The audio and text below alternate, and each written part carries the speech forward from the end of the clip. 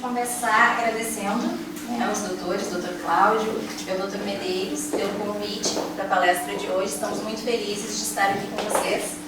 Primeiro, por essa retomada das atividades, esse reinício das atividades presenciais, que todos nós estávamos angustiados, passamos por muita coisa na pandemia, perdemos muitos entes queridos, então nada melhor do que poder voltar e voltando aos poucos às atividades presenciais, ao calor humano.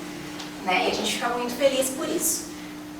Também ficamos muito felizes em apresentar para vocês uma palestra, como o Dr. Medeiros bem falou, de prevenção, que é o que a gente sonha em trabalhar. Mas não, as pessoas procuram advogados, especialmente de família, quando já tem o litígio, quando já tem o processo, quando já tem incomodação. E aí não nos resta outra alternativa senão entrar no judiciário. E se a gente está informado, se a gente sabe dos nossos direitos, se a gente tem noção deles, a gente evita pelo menos a briga, porque a gente já está consciente do que vai acontecer. Para iniciar, a gente trouxe um presentinho para vocês. Lá na frente tem uns bombonzinhos e a gente trouxe mais um presentinho, é só uma lembrancinha da nossa passada por aqui. E a gente pensou em dar, como a gente vai falar de amor, de direitos de família, a gente pensou em dar para quem tivesse casado mais vezes que eu. Aí eu pensei que fosse difícil achar alguém. Daí pensei em quem tivesse mais namoros qualificados que a doutora Caroline. Também achamos difícil. Daí pensamos em dar a lembrancinha para o mais experiente aqui de hoje. Quem será? O mais experiente de hoje é o senhor? Será? Quem é o de idade mais experiente? Vamos se acusar aí, pessoal. Ninguém vai entregar. 7-4. O senhor tem? 7-8. São Nestor aniversariante 84. 84 hoje. São Nestor 84. Ó, aniversariante. Merece o aniversariante. Onde é que é? Não, professora. Está fazendo aniversário hoje. 84? 84. Seu Nestor, vem cá receber o seu presente, seu Nestor. O senhor está de aniversário também? Tá. Mas então veio aqui, ó. Eu fui pro Chile há pouco tempo e me encantei. Então, um vinhozinho chileno para o senhor comemorar o seu aniversário e para comemorar o tanto de amor que o senhor já viveu na vida.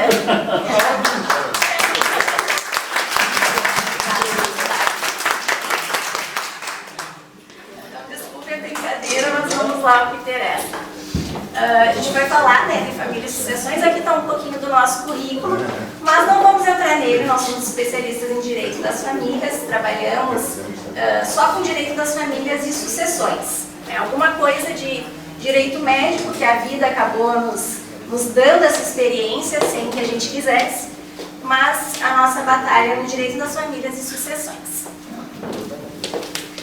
Bom, então, como a doutora Luísa já colocou, nós vamos falar sobre a advocacia familiar, tá? Preventiva e sucessória. O importante não é correr riscos, e sim saber o risco que se está correndo, Então, aí, os obstáculos que a gente vê para que a gente possa realizar o nosso sonho de trabalhar só com a prevenção.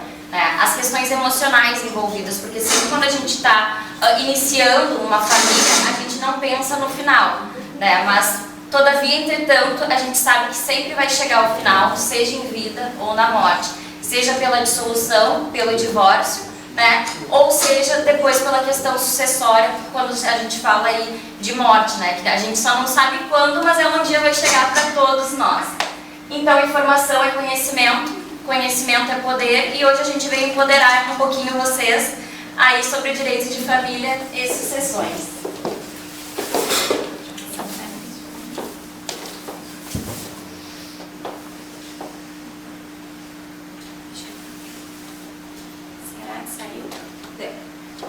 Então, como a gente havia dito, nós vamos falar de direito de família, aqui passar um pouco ali pelos direitos do idoso, responsabilidade da família, curatela, dano moral por abandono, como está isso no judiciário hoje, ação de alimentos, casamento, união estável, regime de bens, contratos e a parte que para mim é a mais legal, que é a indignidade, a deserdação, o planejamento sucessório, os reflexos na partilha.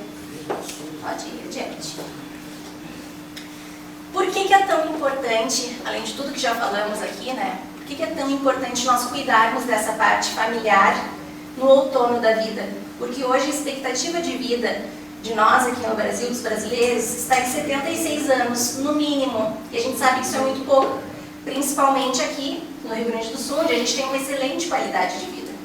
Então, a gente pretende passar dos 60, entrar na terceira idade e viver muito mais, 20, 30 anos. Então, não temos por que viver 20, 30, 40 anos mal, né? Temos que viver bem, temos que viver com autonomia, sabendo dos nossos direitos, construindo patrimônio, construindo uniões, né? E deixando, partilhando com aqueles que a gente quer. Né? Então, esse é só um dado que a gente trouxe do IBGE para mostrar para vocês, né? Cada vez a gente vai vivendo mais, então cada vez a gente tem que cuidar melhor dessa nossa terceira idade. Né? Os pais da gente, os avós, faleciam antes, faleciam mais cedo. Desculpem a minha voz com uma alergia na garganta. Vamos lá. E os nossos filhos vão viver mais, nossos netos vão viver mais. Então a gente tem que cuidar melhor desse nosso outono da vida. Trouxemos aqui para vocês a foto, né? Que família hoje no judiciário não é só aquela foto que a gente tem lá guardada na caixa de fotos, aquela foto antiga dos parentes consanguíneos até terceiro grau. Mas família também é com quem a gente tem um vínculo afetivo muito forte. Isso é reconhecido hoje no judiciário. É um vínculo de afinidade, um vínculo de afeto. Então, esse compõe o seio familiar que nós temos hoje, reconhecido pelo ordenamento jurídico brasileiro. Não só o sanguíneo, também o afetivo. Podemos passar. E isso quer dizer o quê? Quer dizer que toda essa família, que eu considero minha família afetiva e consanguínea, ela tem deveres e obrigações comigo e eu tenho deveres e obrigações com ela. Quando eu atinjo o outono da vida com 60 anos, que é a terceira idade, conforme a lei, quem é a pessoa, os entes responsáveis pelo cuidado, caso eu venha a necessitar, é primeiro a família, depois da família a comunidade, a sociedade, depois da sociedade o Estado. E assim, se um não pode, o outro, se um não pode, o outro. É uma escadinha assim, progressiva. Vamos adiante. Então, nessa responsabilização, nesses deveres que a gente tem, nós com os filhos conosco, não é cultural na nossa sociedade que a gente cobre esses deveres dos nossos filhos. Né? A gente é acostumado a provê-los e não pedir que eles nos ajudem, no outono da vida, venham a nos ajudar, a nos fornecer algum auxílio financeiro, médico, que seja necessário. Né? E essa responsabilização, ela vem sido conhecida como abandono afetivo, tanto do filho quanto do pai.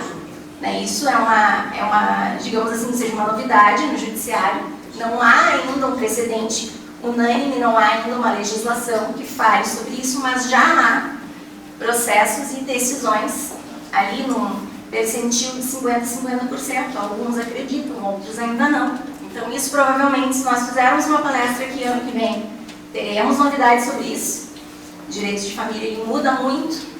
Então, hoje, o dever que nós temos, né, com os nossos pais, com os nossos filhos, de cuidado, ele é inevitável, ele existe. O que nós não sabemos ainda não está legislado, é se esse dever, a falta desse dever, se ela pode ser considerada um abandono afetivo, né, com o pagamento de indenização pelo dano de abandono afetivo.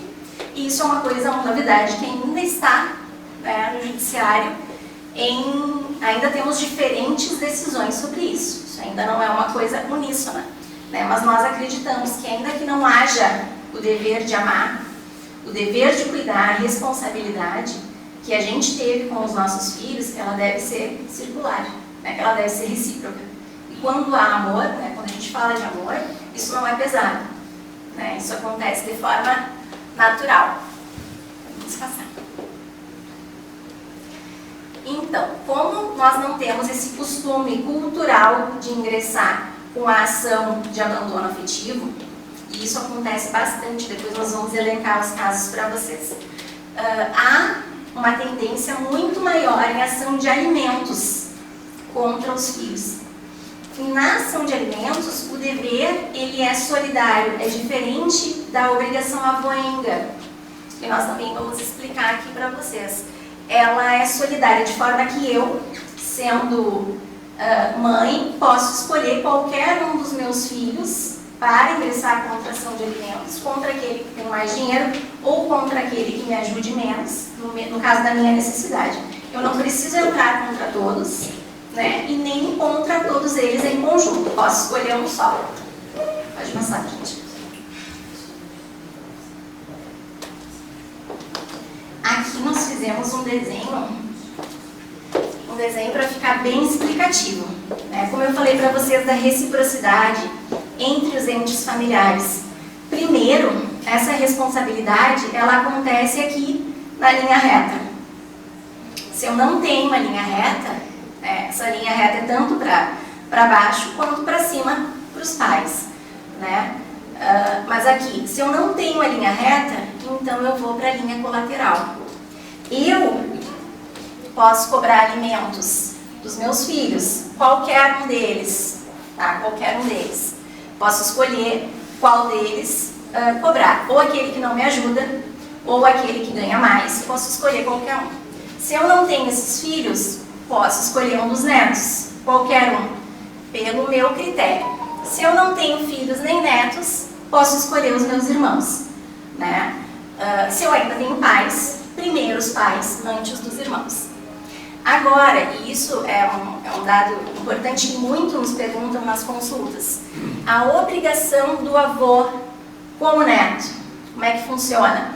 Primeiro, o neto, essa obrigação e esses deveres, eles vão e voltam, conforme a flechinha. Primeiro, o neto tem que cobrar do pai, e ele tem que esgotar todas as tentativas de cobrar do pai ou da mãe, daquele que esteja obrigado.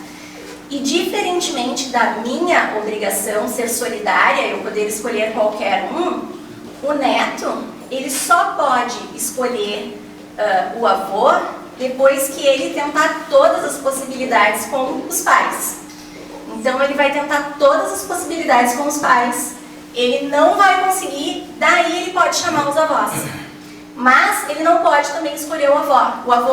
Eu vou entrar contra o avô que tem mais dinheiro, vou entrar contra o avô que não me criou. Não, daí ele tem que entrar contra os 4 avós ou aqueles que estejam vivos. Avós paternos e maternos. Por exemplo, esse neto é criado, não tem pai nem mãe. Ele é criado pela família dos avós maternos.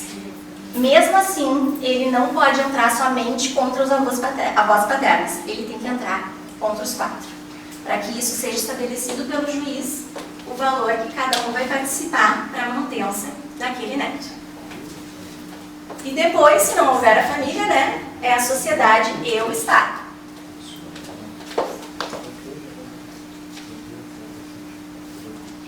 Aqui nós achamos muito interessante trazer para vocês, que é um pedacinho do Estatuto da Lei do Idoso, que se a gente for assim se dar conta, embora o direito civil, lá o abandono afetivo, ele não seja ainda uma coisa 100% reconhecida, o direito penal já reconheceu isso há muito tempo.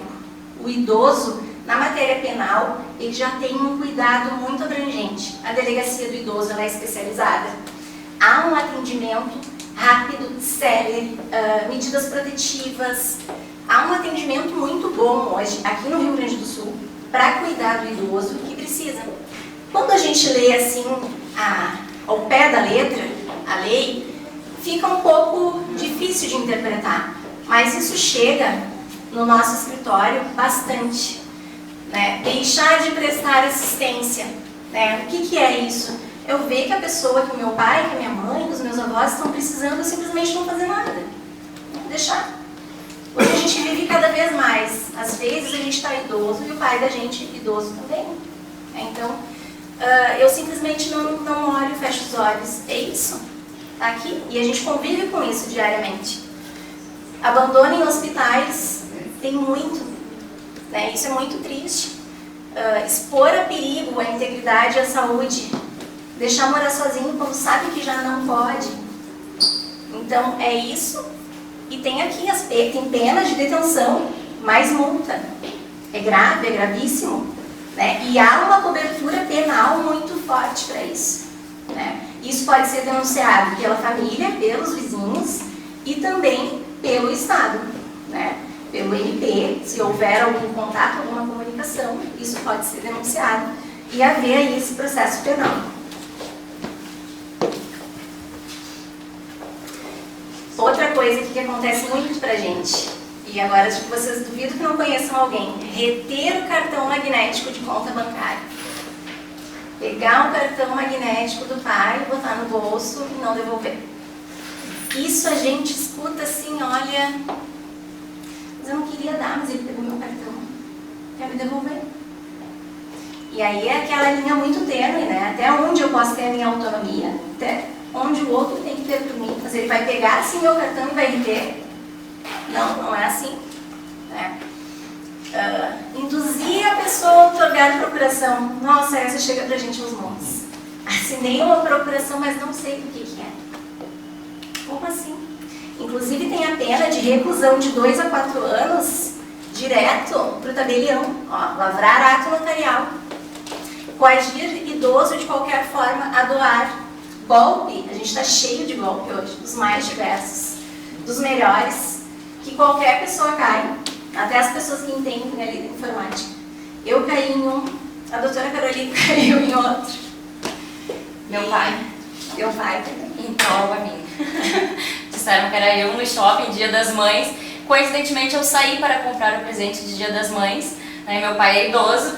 Recebeu uma mensagem, não sei como, né? A pessoa, né? O golpista, falou pai. E ele, oi filha, né? Botou minha foto lá do Facebook, no perfil. Oi filha.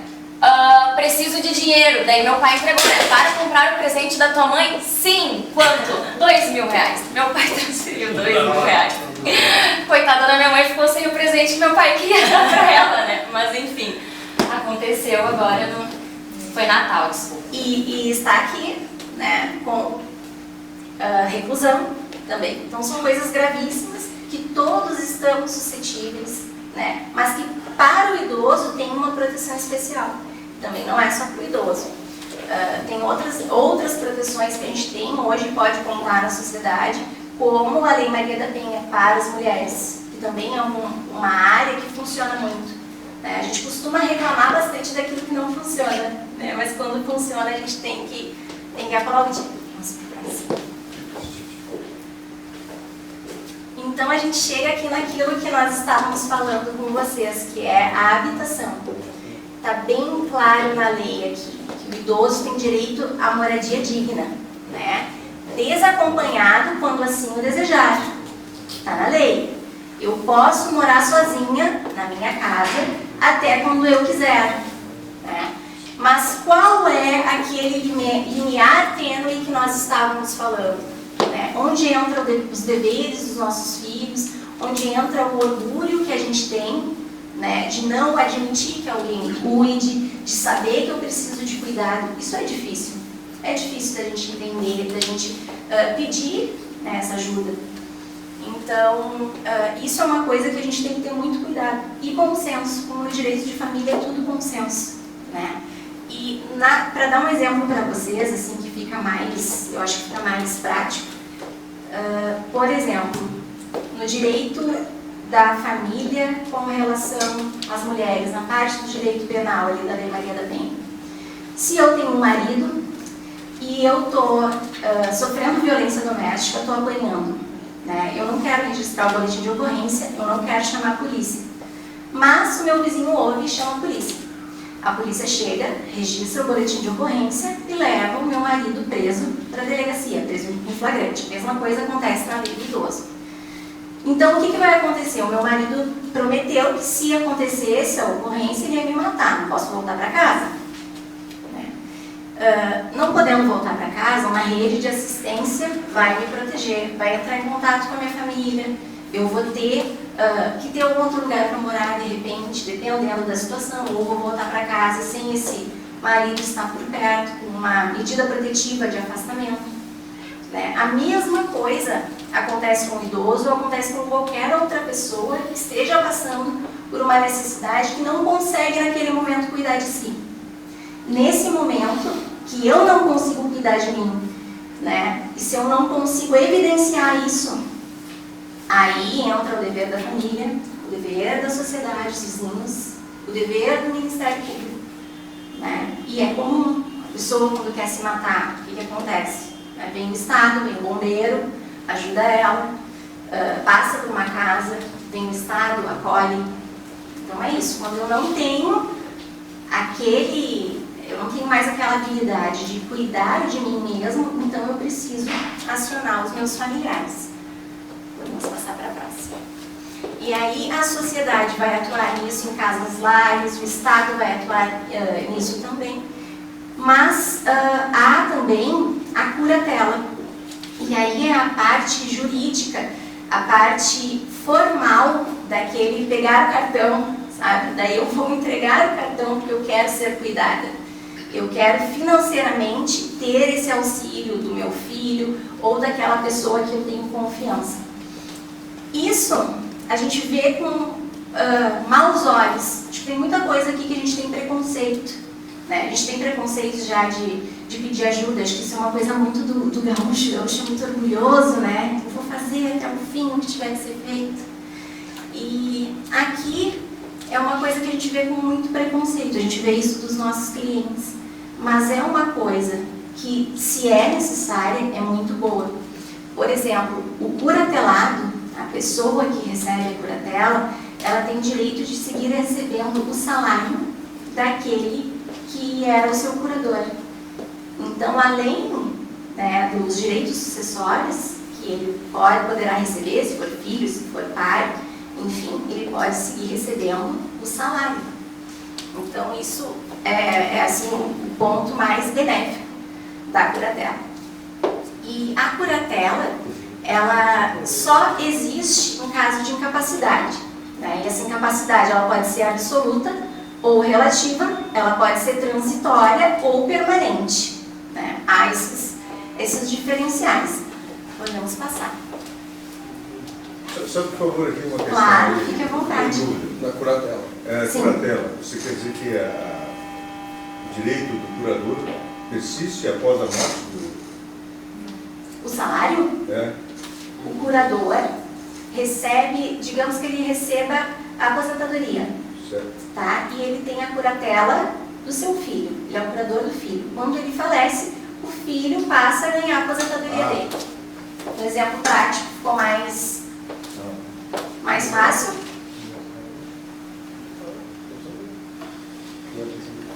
Agora você entendeu? Sim, no caso do curador, na morte do curador. Isso, na morte do curador. Aí reverte para o Reverte o curatelado. Aquele que tem a necessidade, aquele que tem a dependência, a curatela, ela já determinaria uma certa dependência.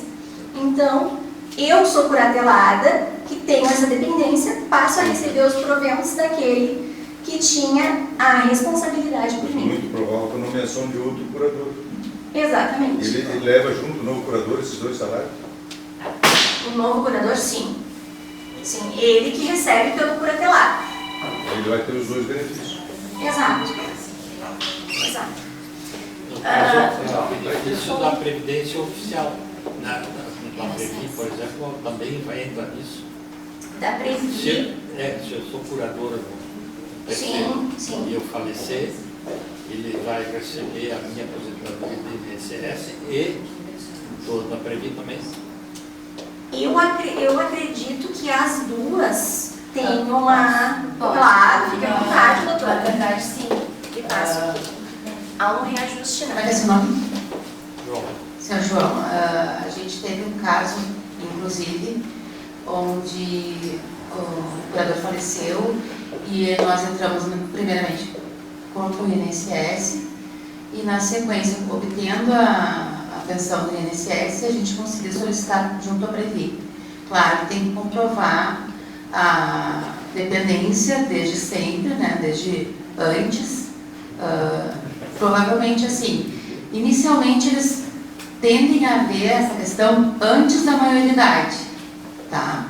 Mas nós Para serem um curador, a lei diz expressamente, primeiro o cônjuge ou o companheiro. E aqui um cuidado, para quem não tem a união estável por escrito, formalizada, daí você não é companheiro aqui. Pode ser para a sociedade, se entrar com o processo judicial vai ser reconhecido, mas para tirar a curatela no momento que precisa, na hora que o seu ente querido está no hospital, não é ainda uma união estável, não é ainda um companheiro. E isso é muito triste. Quando o companheiro está no hospital, não pode tirar o prontuário, porque não pode declarar que é companheiro de verdade. Então é muito importante ter isso formalizado da melhor forma possível. A gente vai entrar mais nesse cenário. Na falta do cônjuge ou companheiro, é curador legítimo pai ou mãe. Na falta destes descendentes, né, que se mostrar mais aptos, que são os filhos. Né? E a nomeação do curador, ali a pessoa com deficiência poderá estabelecer a curatela compartilhada, que foi no seu caso ali, né, doutora? Pode ser 2 pessoas, podem ser 3 pessoas, cada uma que tiver uma habilidade melhor para determinado caso. Vamos lá.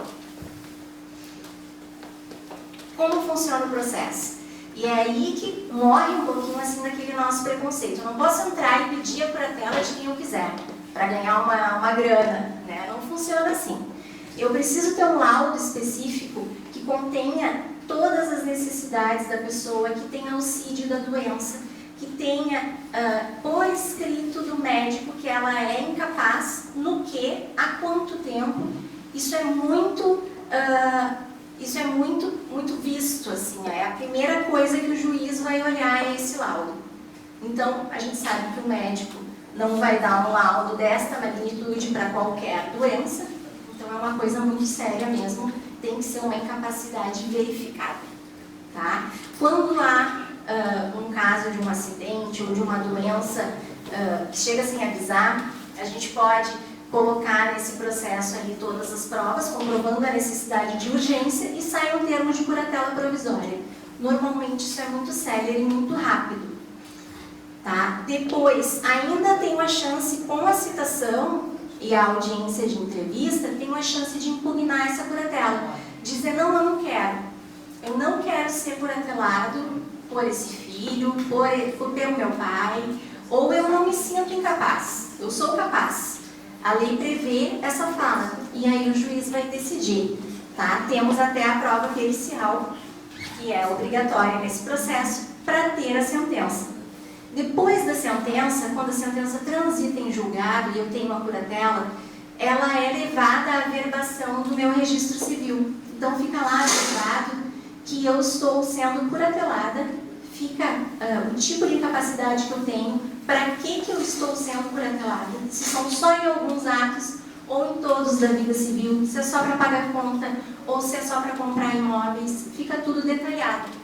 Tá? E se a minha incapacidade ela não é absoluta, se ela é relativa e se ela é temporária, eu posso levantar essa curatela depois. Eu entro com ação, demonstro para o juiz que eu já estou bem, né, ou que estou bem em algumas partes daquela incapacidade e é feito o levantamento dessa curatela.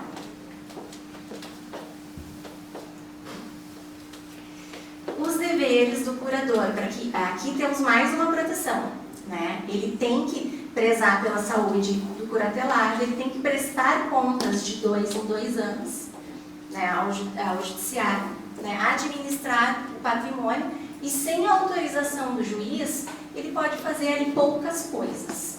Né? Ele precisa de autorização judicial para vender imóveis, ele precisa de autorização judicial para aceitar herança, né? Aqui diz pagar dívidas, ele precisa de autorização judicial. Né? Sem autorização judicial, são aqueles atos corriqueiros da vida, receber salário, pagar as contas da casa, né? Levar no médico, pegar o prontuário, marcar as consultas, organizar a vida, gerenciar a vida civil. Para ter uma maior incidência na vida financeira, ele precisa de autorização judicial. Pois não? Essa dissertação é banana. Então vamos lá. Próximo. As vedações do curador ali apareceram também. O curador não pode... Volta um pouquinho para nós. Me passei aqui nessa parte. Aqui, o curador não pode adquirir coisas para si, né, com os valores do curatelado, ou para a pessoa que lhe represente, ou comprar um bem do curatelado, ou pedir uma doação. Né, isso tudo já é vedado. Vamos lá.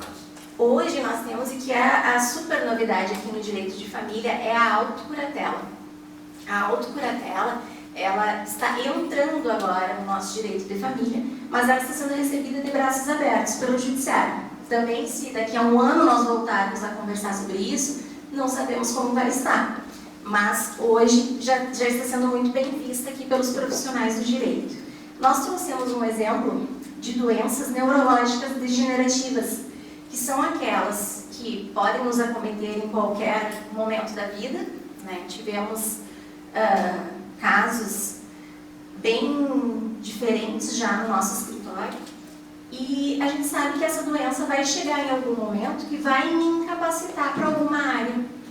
Então, se eu sei que eu já tenho essa doença degenerativa que hoje não tem cura, eu posso fazer um documento, como se fosse um contrato particular ou uma escritura pública, e aqui no Brasil é sempre melhor que seja uma escritura pública, lavrada no tabelionato, dizendo que eu quero para curador meu filho mais velho, ou que eu quero meus 3 filhos, um vai cuidar das minhas situações de doença, o outro vai cuidar das minhas contas, vai pagar e receber, e o outro vai cuidar dos meus imóveis. Eu posso distribuir esse encargo fazendo uma curatela compartilhada. Isso é um documento como se fosse, assim, fazer uma analogia ao testamento, ele vai ficar guardado. Ele não vai ser usado prontamente, porque quando eu fiz, eu ainda estou com a minha total capacidade.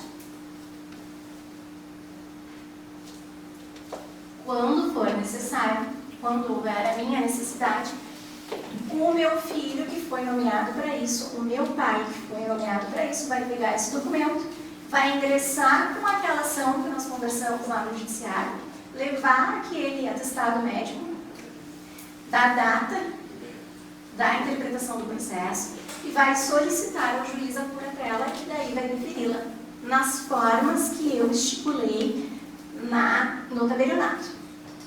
Tá? Vamos adiante. E é aqui que eu expliquei para vocês como funciona. O que eu posso botar? Eu posso botar, inclusive, aqui nessa autocuratela, que tipo de tratamento eu quero receber, que tipo de tratamento eu não quero receber. Eu posso deixar já tudo pré-existente a essa incapacidade. Eu ainda não estou incapaz, mas eu estou determinando como eu quero que seja, porque eu sei que esse momento vai chegar se eu tenho uma doença degenerativa sem cura. Previne dores de cabeça, né, e evita conflitos. Então, vamos lá.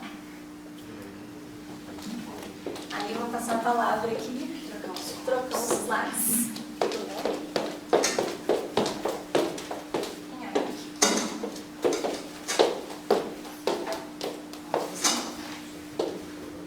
Vamos falar um pouquinho então sobre os laços familiares, né? A gente gostaria aí de denominar todos os tipos de família, todas as uniões possíveis hoje no nosso ordenamento jurídico, mas infelizmente em razão do tempo a gente teve que restringir alguns tópicos que são de maior interesse do nosso público aqui hoje, né? Que foi nos passado, que é a questão da união estável, o casamento, as principais diferenças entre eles, né? A união estável, né, ela é uma família constituída através das matérias de fato, tá? O que acontece no dia a dia, mas isso só vai ser reconhecido judicialmente, né, se a convivência entre duas pessoas, né, pública, contínua, duradoura, com o intuito de constituir família. Esse intuito de constituir família é um requisito subjetivo que depende de cada caso, tá? Então, por isso que é importante a gente instrumentalizar e tornar oficial, né, no papel essa união através do contrato de união estável ou uma escritura pública de união estável, senão a gente vai depender de que um terceiro interprete a nossa situação de fato. Porque às vezes o que está passando na minha cabeça pode não ser o que está passando na cabeça do outro. Na minha cabeça a gente está numa união estável, na cabeça do outro é um namoro qualificado, que ele dorme na minha casa, enfim. Então, por isso é muito importante que a gente sempre formalize de alguma forma, nem que seja um contrato particular, a união estável, tá? O prazo da união estável. Não existe mais prazo para união estável, tá? Tem que ser contínua, duradoura, com o objetivo de constituir família. Dentro desse tempo, né? Um mês, nunca vi reconhecimento de união estável dentro de um mês. 8 meses já vi, né? Que teve toda a comunhão, inclusive teve uma gestação. Então, antigamente a gente se tinha a questão dos 2 anos, né? Mínimo 2 anos. Hoje não existe mais esse tempo.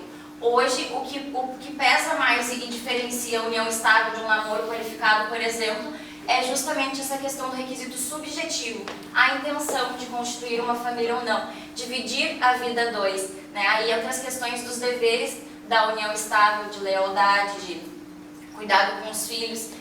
Então, é uma linha muito tênue. Né? O casamento, por si só, ele já fala, né? É um ato formal, solene, comunhão de afetos, estabelecido entre 2 pessoas. Hoje já se pode, né, ser pessoas de diferentes sexos. Antigamente não podia, só entre homem e mulher, já foi afastado essa questão. E no casamento, para a gente escolher um regime de bens diferente do legal, a gente tem que fazer o pacto antinupcial, na união estável também, tá? Se eu silenciar, vai viger o regime da comunhão parcial de bens, tá? Mas se eu quiser que vigore um regime de bens diferente no meu casamento ou na minha união estável, na união estável eu faço um contrato ou uma escritura pública perante o tabelião, e no casamento, obrigatoriamente, tem que se fazer um pacto antinupcial. O que pode constar no pacto antinupcial ou no contrato de união estável? Agora nós vamos falar de ambos, porque ambos têm as mesmas possibilidades, tá? Questões patrimoniais ou não, tá? Desde que não contrarie a lei. A possibilidade de convencionar a indenização, por exemplo, se terminar um relacionamento, tu tem que me pagar uma multa? Não, tá? Porque daí vai estar passando por cima de outros direitos constitucionais que preponderam a questão da indenização, tá? Um fato curioso agora, hoje, bombou na mídia aí o pacto antinupcial da Jennifer Lopes, né? Que daí vai do gosto de cada um. Ela colocou uma cláusula que obrigatoriamente, né, o noivo dela tem que ir, né, para as vias de fato no mínimo 4 vezes na semana. Então, assim, o que é interessante a gente sentar com um advogado, porque cada um tem um gosto, né, e, enfim, fica dentro do casal e a gente pode convencionar, sim, dentro do que a lei permite, aquilo que corresponde aos interesses desse casal e dessa união, tá? Para ser oponível contra terceiros, é importante sempre averbar o contrato de união estável ou a escritura pública, o pacto antinupcial, no registro de imóveis, para dar segurança, principalmente no caso de união estável, por causa da questão da vênia conjugal. Se não, a gente não torna público, né, e o meu companheiro vai lá e aliena bens, o ato é anulável, mas até eu descobrir, envolve um adquirente de boa-fé, envolve 1 milhão de questões que é muito difícil depois eu reaver aquele bem em específico, né? Então, por isso é sempre importante a gente formalizar e registrar na matrícula do imóvel quando tem imóveis, tá? As diferenças entre a união estável e o casamento. A gente vê muito ali pessoas que a gente pede a qualificação para os nossos clientes em união estável, né? Estado civil, união estável, não muda. O casamento já muda o estado civil, né? A formalidade, que no casamento tem todo o processo de habilitação antes de tu casar, tem que comprovar documentos, é muito mais fácil de não ser anulado o casamento, porque se analisa, né, os pré-requisitos para a constituição da família, da segurança jurídica, porque tu já casa, né, sabendo de fato quais são as consequências jurídicas daquele ato, ou deveria ao menos, né? A união estável, a gente vai indo, quando vê a gente está dentro e nem sabe onde começou, onde terminou, onde parou, o que comunicou. E os deveres que são diferentes, a principal diferença é que na união estável a gente fala em dever de lealdade, ao passo que no casamento a gente fala em dever de fidelidade, que são coisas distintas, né? Aí no casamento dá mais segurança jurídica no sentido de que por ser uma obrigação, né, inerente do casamento, cabe aqui, pode-se pensar numa questão de uma indenização pela infidelidade, né? Já na união estável, é muito pouco provável que eu consiga isso, né? Além de outros requisitos que a gente tem que analisar para a caracterização ou não de dano moral decorrente de infidelidade, tá?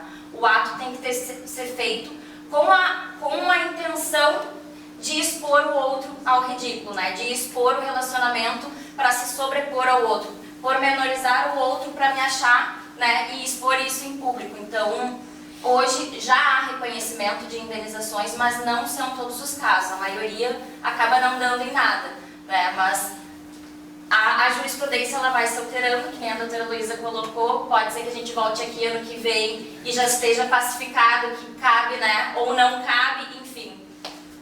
Então vamos lá, deixa eu... Que agora que começa a parte um pouco densa que Bom, vamos lá. Regime de bens, né? O regime da comunhão parcial de bens, tá? Desde 77, que é a lei do divórcio, ele passou a ser o regime legal, que é o que vigora na união estável, se eu não fizer contrato diferente ou escritura pública, e também no casamento, se eu silenciar e não fazer pacto antinupcial, vai ser o regime da comunhão parcial de bens, tá? A regra é: o meu é meu, o seu é seu e o nosso cada um tem a metade, tá? Aqui a gente listou, porque não tem tempo pra gente ficar falando sobre todos, o que entra e o que não entra, mas em resumo, tá? Os bens particulares que cada um tem antes de casar ou constituir a união estável não entram na partilha, não tem divisão de bens, tá? E heranças, doações, também não entram, tá? Aí o que entra? Tudo que foi adquirido a partir da data do casamento, né, que vigore sobre esse regime de bens, e da constituição da união estável. Aí que está mais um problema da união estável. Quando que essa união estável se tornou uma união estável, né? Há muita controvérsia dentro do processo, a gente vê quanto à data inicial. E é muito importante saber essa data inicial e esse marco final, porque são eles que vão delinear o que vai ser comunicado ou não de bens durante aquela união. Então, por isso, se formalizem de alguma forma, tornem isso público, nem que vocês fizerem um contrato, comuniquem algum parente, para se saber, tá? O que comunica, o que não comunica. Bens particulares não comunicam, mas, por exemplo, se eu investi o valor, tá? Eu tinha 200 mil reais antes de casar, me casei sobre o regime da comunhão parcial de bens, fiquei 20 anos casada. No final, esses 200 mil reais se transformaram em 400, os 200 que acresceu se partilham, vem a meio, tá? Eu tenho um imóvel que eu alugo por 5 mil reais por mês, eu não uso esse valor, eu não preciso, mas eu guardo esse valor. No final, vai comunicar, tá? São os frutos dos bens particulares que se comunicam, tá? E eu já falei o que comunica. O que comunica tudo que for adquirido a título oneroso, tudo que a gente comprar com dinheiro, né, ou troca. A subrogação não comunica. O que é a subrogação? Eu tenho um apartamento de 100 mil reais. Casamos. Eu dei esse meu apartamento de entrada e compramos um de 300. Esse meu apartamento de 100 mil reais, no momento da partilha, da dissolução, não vai comunicar. Tá? O que tu entrou, tu sai com. Tá? Mas tem que ter essa transação de que foi exatamente aquilo dali, foi um bem pelo outro, tá? E isso é importante também a prova, guardar as provas disso. Porque, não lembro qual é a marca, não lembro qual é o modelo, acontece muito com bens móveis isso. Os bens imóveis é mais fácil da gente ter documentado. Eu tinha um carro tal, não lembro nem a placa, não lembro nada, não lembro o valor. Acontece muito isso, então quem quer se resguardar, guarda, tem aquela caixinha com os documentos, é sempre bom. Eu tenho uma pergunta para ti. Nesse exemplo que deste ali dos 300 mil, dos 100, dos 300, tinha 100, né? Tinha 100. Comprou outro por 300. Comprou outro por 300. Mas lá na partilha, os 200 compartilha, né? Os 200, o saldo ali, o que positivou, compartilha. Só não compartilha o 100 de antes. Compartilha. Só os bens subrogados, tá? Os doados e os herdados, tá? A não ser os doados e os herdados, tem uma exceção. Se o doador, né, ou o testador quer que comunique comunique com o outro. Eu vou deixar, eu fiz um testamento, eu vou deixar uma herança, né, para o meu filho, e eu gosto muito da minha nora, eu quero que comunique com ela, eu quero proteger ela, de repente eu acho a minha nora mais responsável que o meu filho para resguardar o meu neto, então eu coloco uma cláusula de comunicabilidade, certo? Mas se tem um imóvel que lá 20 anos atrás valia 100, ele não vendeu, O que valorizou depois, comunica. como é que eu defino lá diante dessa valorização? Tem que voltar no tempo para definir o valor daquele objeto? A discussão. A discussão, tá? A valorização, porque se tu tivesse deixado o dinheiro investido, o que ele valorizou comunicaria. Tá? A valorização, a discussão, tá? A discussão. Depende do caso em concreto, depende da tese, mas geralmente o imóvel por si só não. Tá? Que só o imóvel que valoriza. É o valor, sim. O imóvel não, tá? Se tu tem um imóvel, tu deixou o imóvel lá parado, não. Só se tu alugou o imóvel e investiu o valor do... Bem mais pra dentro da... Ai, eu tô aqui, quietinha. É que pra enxergar... A correção monetária desses 100 mil vai comunicar. Comunica. Juros e correção monetária, comunica. Regime da separação obrigatória de bens, né? O que é meu e será nosso só se contribuir financeiramente. É uma regra exemplificativa aí que a gente colocou para ficar fácil de visualizar. É a proteção do idoso e seus herdeiros, né? Aqui tem as opções que o legislador colocou, né? Um rol taxativo, que as pessoas que contraírem com inobservância das causas suspensivas para celebração do casamento, pessoa maior de 70 anos, que é o nosso foco aqui, e de todos que dependerem para casar de suplemento judicial. Então aqui, o que é a principal diferença do regime da separação obrigatória de bens para a separação convencional de bens? Aqui só vai ter meação e só vai haver se houver comprovação inequívoca de que contribuiu financeiramente para comprar um determinado bem, tá? Senão não vai ter, se não comprovar, não tem nem meação e não tem nem herança, tá? A herança não vai ter em qualquer hipótese, tá? Quem casar sob esse regime de bens. O STJ já reconheceu que se estende a separação obrigatória para quem constituir união estável também após os 70 anos. Há uma questão bem importante, que se porventura era um relacionamento bem anterior a completar 70 anos, era uma união estável, tá? E com 70 decidiram se casar, pode-se sim pedir a conversão da união estável em casamento, daí não vigora a separação obrigatória de bens, tá? Por isso que é sempre importante consultar um advogado aí antes de tomar qualquer decisão importante da vida civil.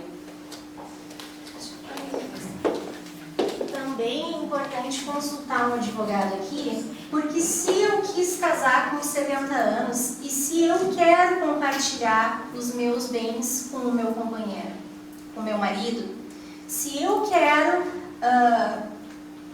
construir um patrimônio a partir dos 70, se eu estou bem, se eu tenho capacidade, eu não posso. Então, isso é uma coisa que o judiciário também está se abrindo, né? Nós acreditamos que se nós tentarmos, né, postularmos, se a sociedade agir nesse sentido, vai abrir aí uma flexibilização, né? Mas por que eu não posso querer homenagear aquele que está comigo ao fim da minha vida, se eu sei que eu vou viver bastante aqui, né? E se ele quiser fazer o mesmo comigo, por que não? Por que eu sou obrigada, porque eu tenho 70, a casar pelo regime da separação de bens? Caso comum aqui. É o próximo. Vai, Caso comum, viúvo, aposentado, né, acima de 70 anos. Perdeu uma mulher, ficou viúvo, tem mais de 70 anos. Conheceu uma guria, namorou e casou com ela. Ela vai ter direito só à pensão dele ou vai ter direito a alguma partilha dos bens? Se ele resolver fazer uma doação para ela, resolver fazer um testamento para ela.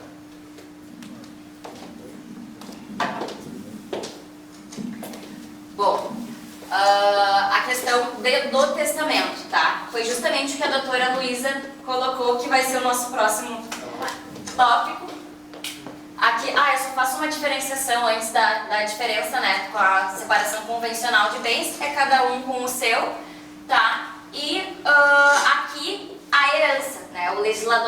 diga o homicídio, porque se a gente se separar em vida, não divide nada, mas se eu morrer, fica com a metade, né? Então aqui nós, operadores do direito, achamos uma sacanagem, né? Mas enfim, é um entendimento e também é visto como uma proteção do legislador. Tá, vamos responder agora a tua pergunta, porque eu acho que está bem pra frente essa questão que eu... Não, aí a comunhão universal de bens. Tá. Volto mais um. Bom, a discussão, tá? E por isso que a doutora Luísa colocou. Se quiser fazer, faz, se for de coração, e para quando vier o óbito, se discute se tem validade ou não, porque a jurisdição hoje não pode, tá? Hoje seria considerado nulo ou anulado, tá? Hoje. O que eu posso fazer? Restringir ainda mais, tá? Há um entendimento recente da STJ que eu posso tentar restringir ainda mais, mas tentar driblar a lei para estender ainda não é aceito. Mas se é de coração, faz, que pode ser que no momento que tenha que ser aberto o testamento, pode ser que seja entendido que cabe, né? Mas pode privilegiar essa pessoa em vida, né? Então... Aqui, pode voltar, tem aqui. O regime da comunhão universal de bens, tá? É tudo nosso, tudo que tinha. Esse é o regime ideal para quem tem bens particulares e gostariam de comunicar, né? Tem gente que, né, tem louco pra tudo nessa vida, mas tem gente que, não, agora é tudo nosso, tá ali no calor do amor, da emoção, vamos partilhar tudo, enfim. Então tem gente que casa sobre esse regime, a gente tem uma cliente que casou sobre o regime, só uma também, né? Então...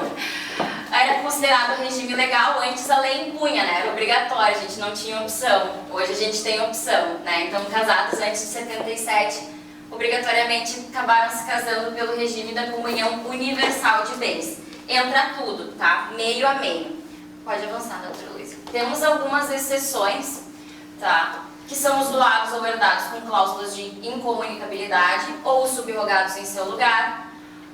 O fideicomisso, que a gente faz em testamento, as dívidas anteriores ao casamento, salvo se provierem de despesas com seus aprestos ou reverterem proveito comum, doações antinupciais feitas por um dos cônjuges ao outro com cláusula de... Tem sempre a cláusula de incomunicabilidade, tá vendo? Já na comunhão parcial, se quer que comunique, coloca a cláusula de incomunicabilidade.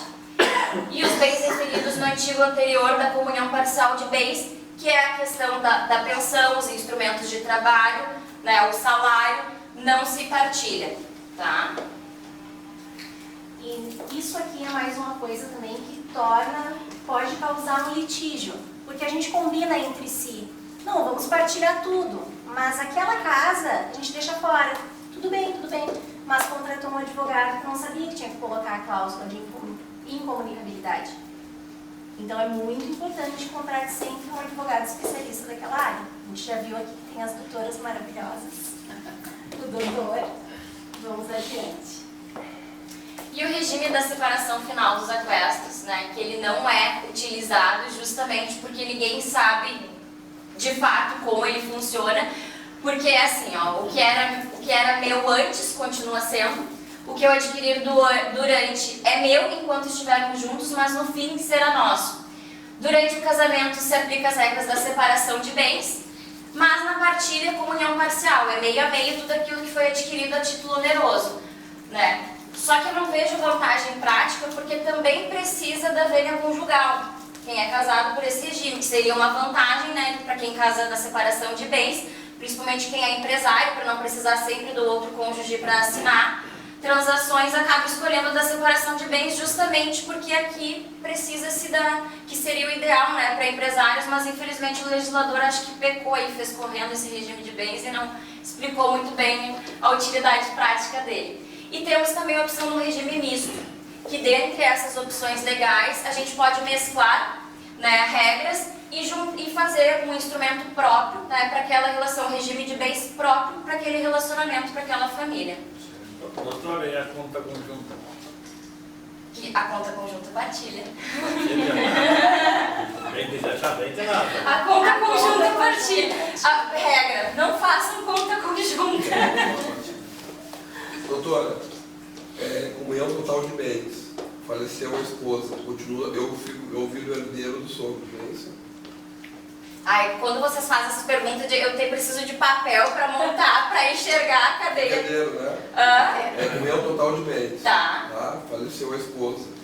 O cônjuge que ficar, ele continua herdeiro dos sogros, né? Continua, né?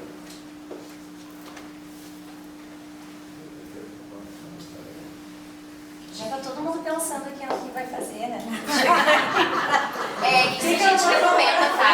Assim, ó, a gente já vai avançar para a questão da sucessão agora e a gente não vai abrir a cadeia sucessória porque vai vir 1 milhão de casos e a gente demoraria no mínimo 3 horas para montar a cadeia sucessória de cada um, tá? Então esses casos específicos podem marcar com as doutoras, enfim, contratar um advogado especialista em direito de família e sucessões para abrir sua cadeia sucessória, senão a gente vai ficar até amanhã aqui abrindo a cadeia sucessória de cada um, tá? Ou depois da palestra a gente troca uma ideia rápida, mas eu preciso de um papel e uma caneta. Vamos lá, a gente tem 2 tipos de sucessão, tá? A legítima, que é a que a lei impõe, tá? Se porventura não fazer testamento, e a testamentária. Tá? Deixa eu só tomar.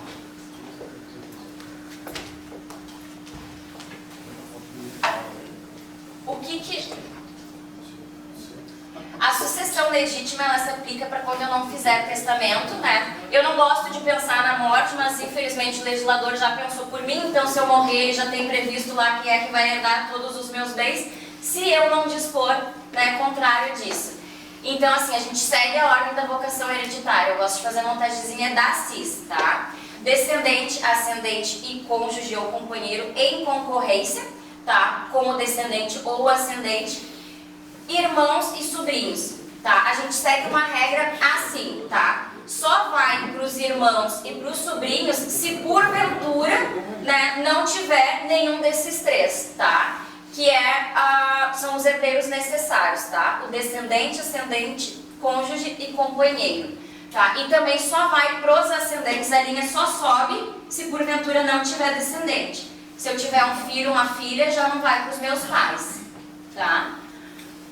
O valor da legítima, tá? Que é importante a gente falar, que são os 50% indisponíveis quando eu tenho o herdeiro necessário. Então, se eu tenho um filho, ou se eu tenho pais vivos, cônjuge ou companheiro, eu não posso doar e não posso testar mais do que 50% dos meus bens, tá? Então, como é que a gente calcula essa legítima? São os bens, menos as dívidas, menos as despesas funerais, e tem que trazer a colação. Eu não vou entrar aqui na questão da colação, senão vai dar um nó na cabeça de vocês, mas a colação seria os bens dados como adiantamento de herança. A gente, no momento da abertura da sucessão, tem que trazer esses bens, certo? Sucessão testamentária. O que é o testamento? É a nossa disposição de última vontade. Pode ir? Ali na minha vocação hereditária, descendente, ascendente vem antes do cônjuge? Não, o cônjuge vem em concorrência com esses 2. Atualmente.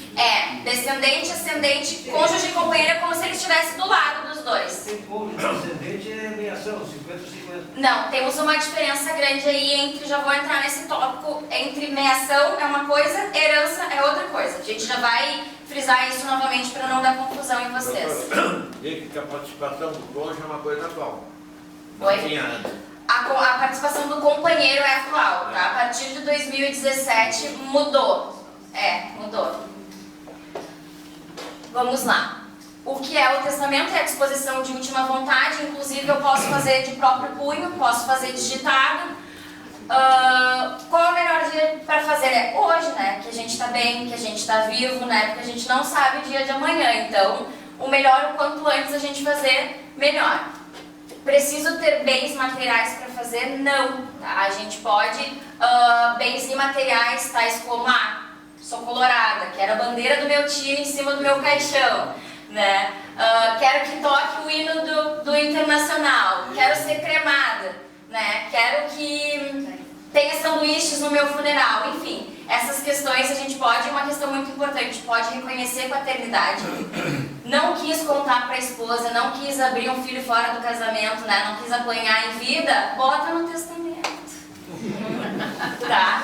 Só que assim, a gente, cuidado, porque esse ato de reconhecer filho em testamento, ele é irrevogável, tá? Ao passo que o que é o bom do testamento? A qualquer momento eu posso ir lá e anular esse testamento, dizer que eu não quero mais, revogar ele, tá? Não quero mais, vai lá e revoga, tá? Então por isso que é importante, hoje é meu filho preferido é esse, vou beneficiar mais esse, ou vou beneficiar o fulano, amanhã o fulano me fez uma sacanagem, vou lá e revogo. Certo? Quem pode fazer, né? Só basta ter capacidade ativa, né? Tá bem para fazer. Daí o testador é o detentor do patrimônio. Quem pode receber? Capacidade passiva, que é o legatário. Pessoa física ou jurídica, daqui entram as empresas, as associações, né? Pode deixar em testamento para associação, pode deixar para uma ONG, alguma entidade, tá? Formas de testamento. A gente tem a forma ordinária e a especial. A especial a gente não vai entrar porque são só situações especiais em quem está em serviço, tá? Que daí é o marítimo, o aéreo e o militar não nos interessa aqui hoje, tá? Então a gente vai ficar com o ordinário, que é o público, né? Que a gente faz perante escritura pública junto ao tabelião. O cerrado, que é aquele da cartinha, não sei se já ouviram falar, que lacra a carta, daí tem que levar a carta e fazer o auto de arrecadação da carta. Não pode ter nenhum sinal de violação dessa carta para ele ser considerado válido depois do óbito tem uma audiência para abrir essa. É um evento todo, mas não conheço, né, ninguém que tenha feito, não sei se vocês têm algum caso prático que se tenha visto, porque ele é muito fácil de ser invalidado, né? É muito difícil, tu tem que ter, e o teu testamenteiro tem que também estar vivo, né? Tem que cumprir aquilo que está ali, senão ninguém nunca vai ter conhecimento, né? Apesar de ficar lá o auto de arrecadação, mas vai que se perde, né? Porque não fica armazenado, fica com o testamenteiro, não fica armazenado no tabelionato. E se essa carta se perde, né? Então por isso ele acabou caindo em desuso. E o particular que a gente pode fazer em casa, de próprio punho, digitado, tá? Esse é mais fácil de ser anulado, né? Dos outros herdeiros contestarem. Por isso que a gente sempre recomenda fazer o instrumento junto com o advogado, né, em escritório, analisando todo o cenário, atendendo aos interesses e depois lavrar a escritura pública por segurança jurídica. E se não tem herdeiros? É a herança jacente e depois de todo o processo ela é declarada vacante e vai para o Estado, tá? Só deixa eu tomar uma aguinha antes de entrar. E agora entra aqui a questão da indignidade e deserdação. Quem nunca ouviu falar ou teve vontade de deserdar alguém na vida, né? Faz uma coisa muito contrária à nossa vontade, eu vou te deserdar. A gente vê muito isso em novela também, né? Infelizmente, não dá para deserdar, né, qualquer um que faz qualquer ato contra a nossa pessoa, né? São hipóteses bem taxativas, tá, que existem no Código. A gente trouxe ali um quadrinho com as principais diferenciações delas, né? A principal é que a deserdação eu vou deixar em testamento, tá? Oi? Tem alguma dúvida? E a indignidade são os meus herdeiros, né? Ou o legatário, quem eu vou deixar um legado no meu testamento, que vai entrar com ação para declarar a indignidade. Pode passar. A indignidade, né? São excluídos da sucessão os herdeiros ou legatários. Daí tem todos os atos que ensejam a indignidade, tá? Que ouvido sair autores, coautores, participar de homicídio, né? Contra mim ou tentar me matar. Contra a pessoa cuja sucessão se tratar, seu cônjuge ou companheiro. Quem tentar matar também os meus herdeiros necessários, também pode ser considerado indigno, tá? Porque de uma forma ou de outra pode querer se beneficiar com esse ato. A gente tem um caso curioso no escritório de uma tentativa de homicídio contra o sócio.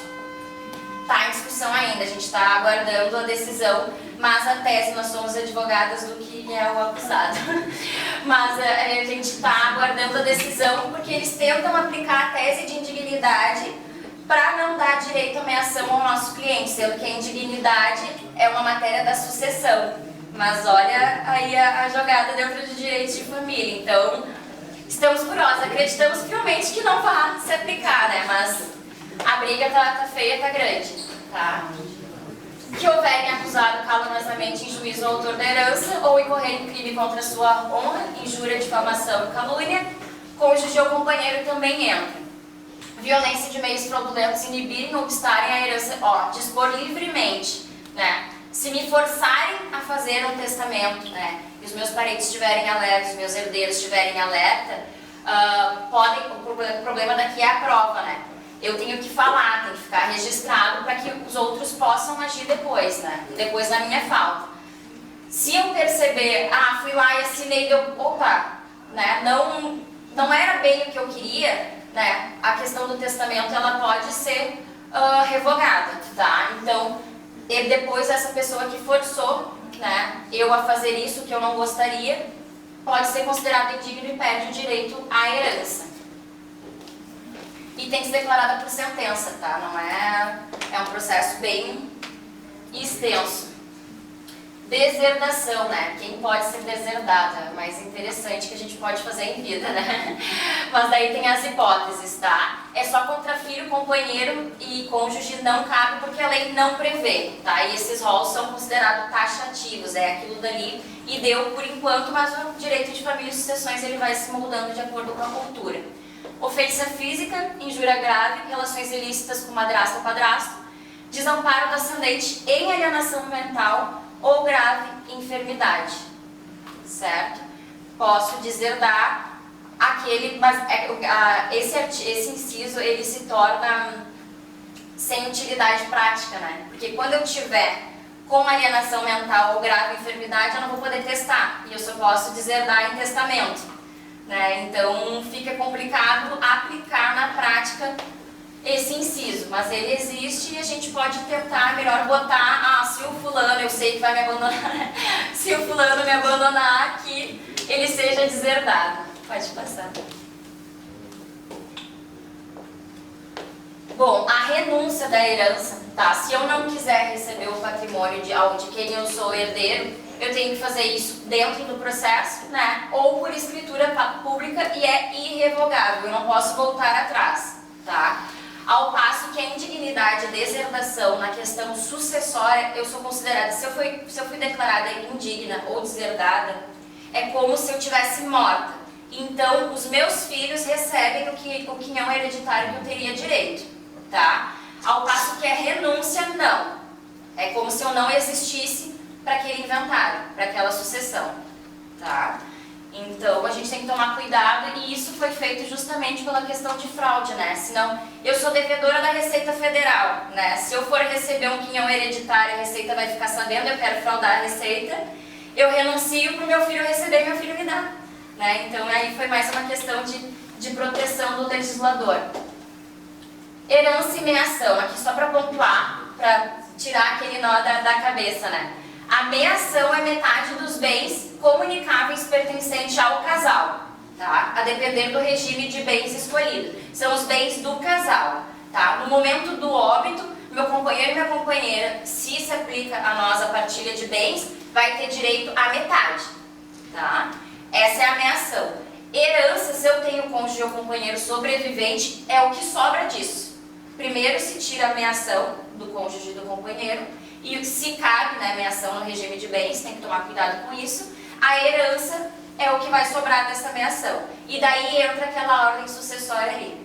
Descendentes, né, ascendentes, cônjuge e companheiro em concorrência. Então, o meu cônjuge ou meu companheiro vai ter direito à partilha dos meus bens particulares também como herança. Certo? Direito real de habitação do cônjuge e companheiro sobrevivente, né? Uma questão também, né? Se aplica até para o regime da separação obrigatória de bens. Então, se tu quiseres privilegiar, né, essa pessoa, deixa a casa que ela pode ficar morando pro resto da vida, né? Não vai ser dela, né? Pertence aos bens aí do espólio, do falecido, mas é garantido, tá, como proteção ao direito de moradia, tem o caráter assistencial e independe do regime de bens, até o da separação de bens. Se a gente morava numa casa, a casa era só minha, né? Não comunicava com ele, era um bem particular meu. Mas eu vinha a óbito, meu cônjuge, meu companheiro, se é o bem daquela única destinação, fica morando naquele imóvel, tá? E assim, o direito real de moradia é a casa e também o iguatece, imóveis e tudo. É a moradia do casal. Tudo. A discussão assim, ó. Tudo que tem na casa. A discussão são na questão dos bens que são de proveito básico. Se tem bens de muito valor, por exemplo, joias, Não, fica. assim, ó, móveis, refrigerador, fogão, uma coisa. Fazer um levantamento de tudo que tem dentro de casa é metade preferencial ao herdeiro, a outra herdeiro. Somos dois herdeiros. A esposa e a filha do casamento. A esposa tem o direito. O direito é sobre a propriedade, o direito real de habitação é sobre eu entraria nessa briga, tá? Sobre os demais bens, para preservar o direito à moradia, o caráter assistencial, eu aplicaria a extensão da norma também para os bens que guarnecem dentro. Se não for, por exemplo, tem um refrigerador de 15 mil reais, entendeu? Então, depende de cada caso, tá? Depende de cada caso. Mas eu entenderia. Eu também entendo. Tu tens o direito real de habitação, tu tem a posse direta do bem. Né? Daqui a pouco tu não vai fornecer a chave do bem para outra pessoa que não reside ali ingressar. Né? Tu está com a posse direta. Da mesma forma, tu és responsável por aqueles bens que estão lá. Sim, eu também penso assim. Exato. E é muito importante ficar assim, em mente que é o último domicílio do casal. Eu não posso... é um bem que me onera demais financeiramente, tem um custo muito alto. Não posso alugar esse e ir para um outro. Não, perde o caráter da... Tá. Bom, agora vamos falar um pouco de planejamento familiar e sucessório, né? O porquê fazer, que é a regra do ditado do popular das 3 gerações, né? Pai rico, filho nobre, neto pobre, né? Então, assim, são estratégias jurídicas utilizadas para preservar o patrimônio daquela família de acordo com a minha vontade, de acordo com o meu discernimento que eu acho. Eu conheço os meus filhos, eu conheço os meus herdeiros, eu sei como eles vão se portar na minha ausência. Então eu já planejo, né, a minha sucessão de uma forma que os bens fiquem de acordo com as necessidades de cada um, né? Então, pode avançar.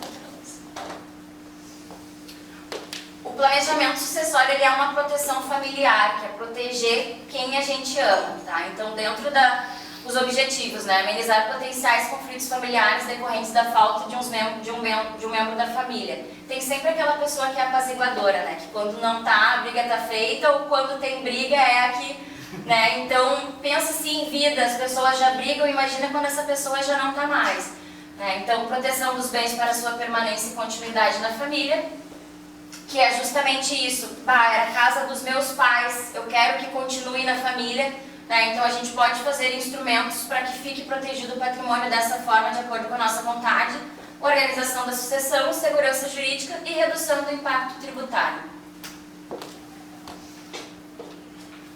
Os instrumentos, né, que a gente já comentou, o pacto antinupcial, o contrato de união estável e alteração de regime de bens, se for do interesse do casal, né?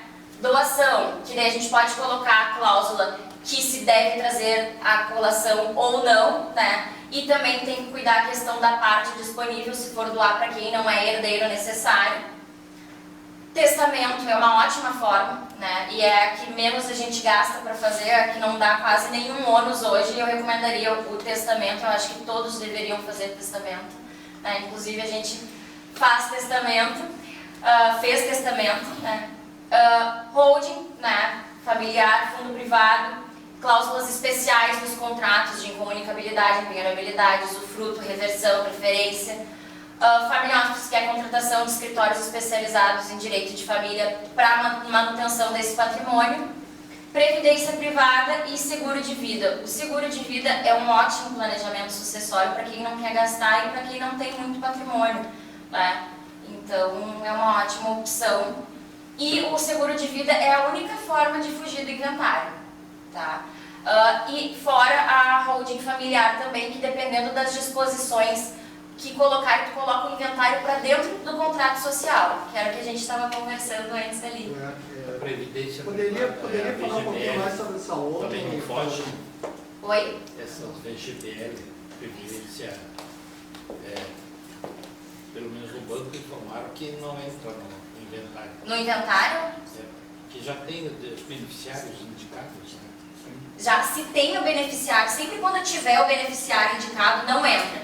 Se o seguro de vida tem a exceção, bom, ótima consideração. Se o seguro de vida não tem o beneficiário indicado, vai para o inventário.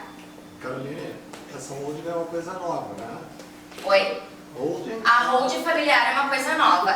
São aberturas Você pode de... falar um pouquinho sobre isso? É abertura de empresas, tá? Para administração do patrimônio. Tu tira todo o teu patrimônio da pessoa física, que paga 27,5%, né, de imposto de renda, e joga para dentro da empresa, tá? Ou diversas empresas, tá? Tem vários tipos de holding, a gente não pode se estender aqui, porque a gente gostaria de falar um pouquinho mais de... Mas a função disso é reduzir... Reduzir, principalmente questão muito, reduz e muito, tá?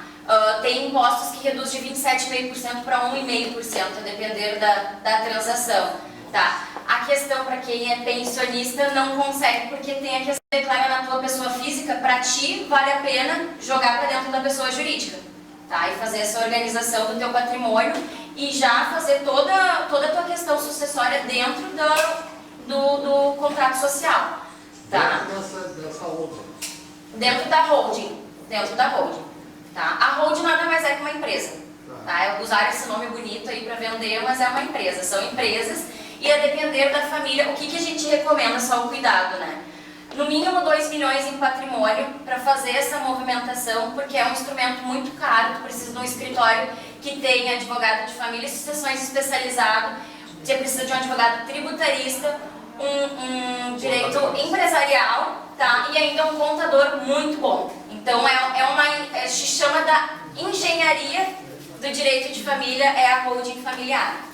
Do seu ponto de vista do usufruto em relação ao testamento, sempre se usa muito usufruto, mas no testamento ele não é mais indicado? Depende da situação, depende do tipo de bens que se tem, né? A doação com cláusula de usufruto, ela é uma ótima opção também. Mas para quem tu vai doar, tu precisa fazer por escritura pública, senão ela é inválida, tu vai pagar imposto, tu já vai recolher. Para quem não quer pegar no bolso, o testamento. Se tu quer deixar todo o encargo financeiro da transação para os teus herdeiros, faz um testamento. Se tu quer pagar para eles, tu faz a doação. A doutora Marielle quer contribuir, claro. Eu quero dar uma pinceladinha na questão de falar sobre o seguro de vida. O Banco do Brasil tem o VGBL, né, e na maioria dos casos, acho que grande parte tem esse seguro. E na verdade, o que acontece? Nos casos de inventários que a gente faz, já ocorreu a situação que hoje nós estamos já corriqueira, de a Cefaz, no caso, entender que não é um seguro de vida, tá? Embora vocês já consigam nomear, né, as pessoas seguradas, e imediatamente após o falecimento já vai para a conta das pessoas, a Cefaz quer tributar. Então, nós temos alguns casos já que está em mandado de segurança, já em quase finaleira já do processo, eu ainda estou recursando, e mesmo assim o Estado não reconhece. Então, é importante ver quando tu vai fazer o teu inventário, com relação ao VGBL, por mais que tu não queira colocar, às vezes a Cefaz pontua isso. Então, é uma situação assim, à parte. Alguns casos, eles não chamam, tá, o VGBL para fazer essa questão. Em alguns casos, como aconteceu nos nossos inventários, eu entrei com mandado de segurança com relação a isso, porque não tinha o que fazer. É só o VGBL, o VGBL não. O VGBL é o caso que mais corriqueiro em relação a isso. E o T? Não, por enquanto não aconteceu.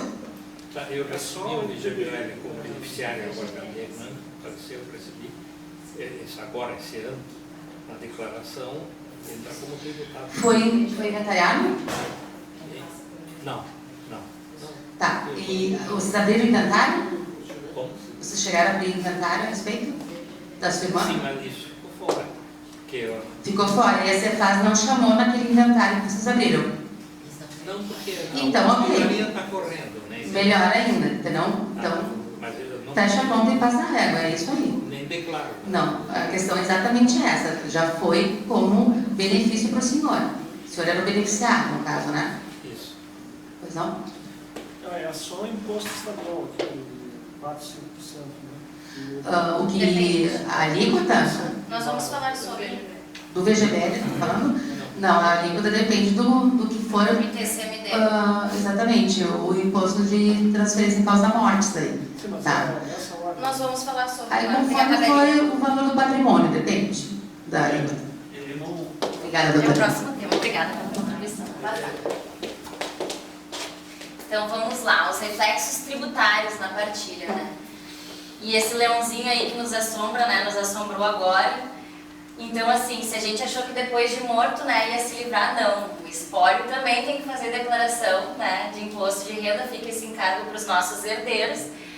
Tem que fazer a declaração do espólio, R$50.000 por ano, R$50.000 por ano.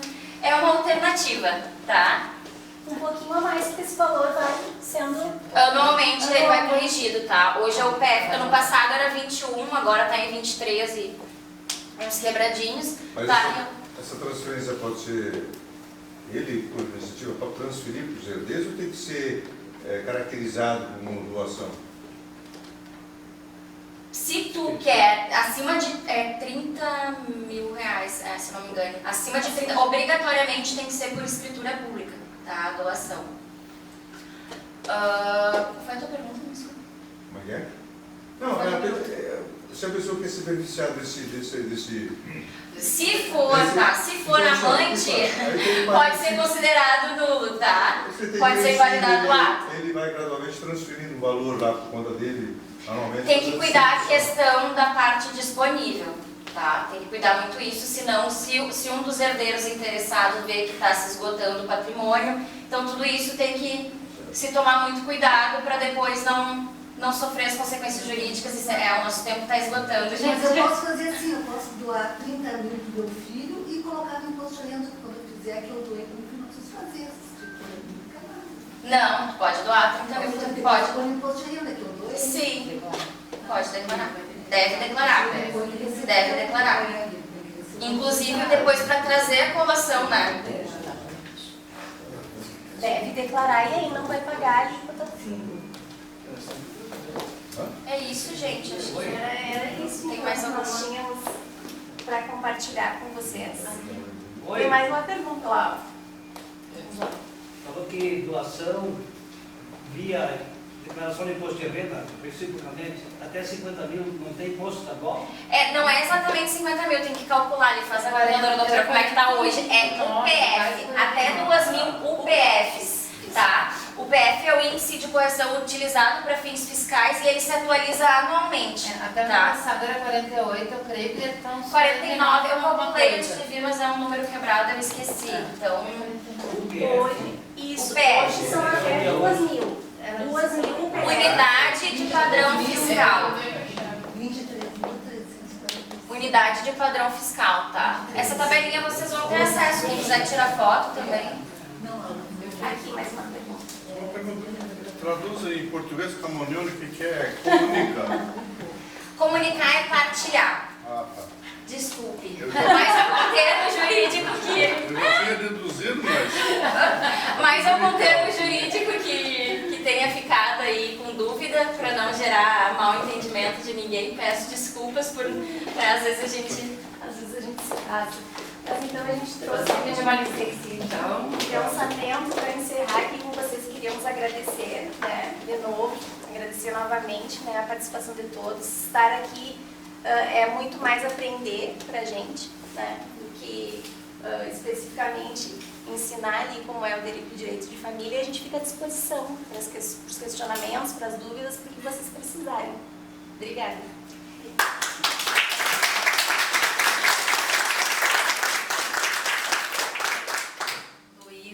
Carol, eu agradeço imensamente, em nome da Gabi, do Dr. Medeiros, do seu Laorg, e eu tenho imensamente, é uma felicidade de compartilhar com vocês essa área, né, de atuação, e creio que todo mundo aqui tenha tido um bom apanhado, né, com relação a isso também, e se tiverem mais algumas dúvidas, qualquer coisa, nós estamos à disposição. O jurídico fica no mesmo lugar, fiquem à vontade, passem lá, tomem um cafezinho, fiquem à vontade.